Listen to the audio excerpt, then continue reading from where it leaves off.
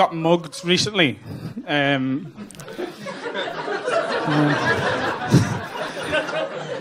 It went quite well. You know what I mean? I don't know how muggings generally go, but I was quite happy with how things turned out, to be honest with you. What happened was, right, I was at the Edinburgh Fringe Festival, and I did a gig at 2 o'clock in the morning, because that's normal up there, do you know what I mean? Comedy at 2 o'clock in the morning. Round here, you're getting fingered behind the bin. What are you doing comedy for? 2 o'clock in the fucking morning, right? But I did the gig, and I got dead drunk, shots, Sambuca, Jaeger bombs, that little green one, the toilet duck one, do you know what I mean? That, where you can't see the next day. And I was drunk, and I left the gig, right, and I'm walking back to me flat, and I'm in a good mood. I'm on night out mode, I'm drunk, do you know what I mean? Put me music in my ears, listening to my favourite band of all time. I've got quite an old school taste in music, I would say. So, like, don't be offended, mate. What's your name? Dave. Dave? Nice. That was fucking frightening, that, Dave. Dave! If you don't mind me asking, Dave, how old are you? 49? I reckon we'd be quite similar. Who would you say is your favourite band of all time? Public Enemy. Public Enemy? Very close. I had S Club 7 on. Do you know them?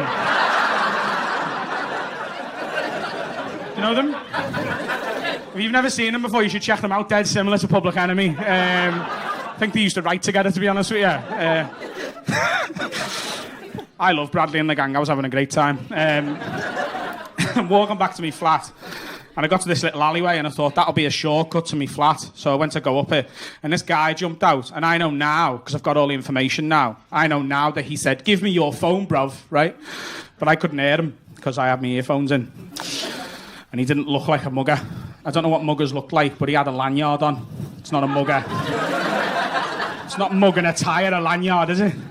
He looked like he ran a business or worked for a... That's what I thought was going on. I thought he worked for a nightclub trying to get people in. You know, like the people in Concert Square on a Saturday night, come and have some shots in here. That's what I thought was going on. So he's jumped out and said, "Give me your phone." And I've responded drunkenly by going, "I'll be honest with you, mate, I don't really want to go to Revolution." Right?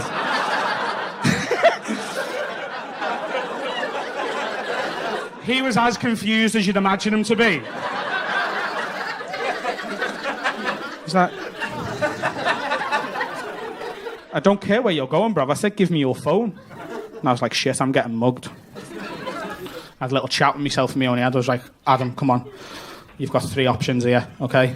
Number 1, give him the phone and back away. Hope he doesn't hurt you. Number 2, you could run." No. It's just a waste of everybody's time, that. He's going to catch me and then we'll both be out of breath. No one's... Option 3, pretend you're so hard it would be impossible for him to take your phone off you. Now, when I'm drunk, I get confident, so I just screamed in his face, "You don't know who I am!" And I was right, he had no idea who I was. It took him by surprise. He takes a step back. I can see him looking at me thinking, is this guy hard enough to stop me taking his phone? And we're in this little alleyway. And there was a 3-second silence. And in that 3-second silence, the only thing you could hear was S Club 7 coming from my headphones.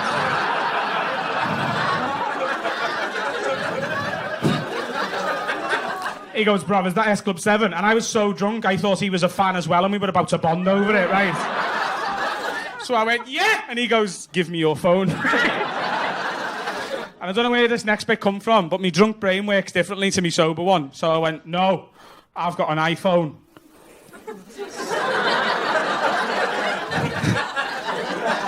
And he's like, "Good, I get good money for them." And I was like, "Yeah, but Apple have recently introduced a 24-hour support centre. And I can go and call them from that phone box and block it. So if you take my phone, you can't use it and you can't sell it because no one else can use it. So it's pointless you taking my phone. Don't take my phone."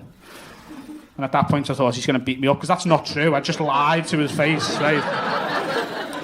But he must have just thought that sounded real because he goes, "Okay, how much money have you got?" And I thought, I'm going to be the first person to ever negotiate with a mugger here.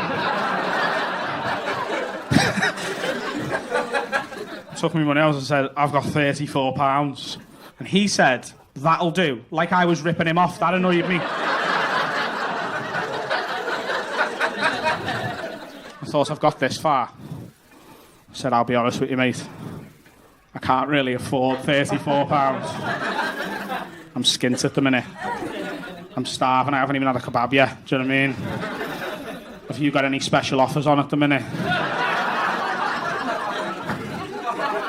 Any discounts I could take advantage of? Seems like a stupid thing to do, Dave, doesn't it? Yeah. He took a tenner in the end, right? I don't know about you lot, but I'm very much of the school of thought. If you can get mugged and walk away from that situation thinking, got myself a fucking bargain there. Call that a result, wouldn't you?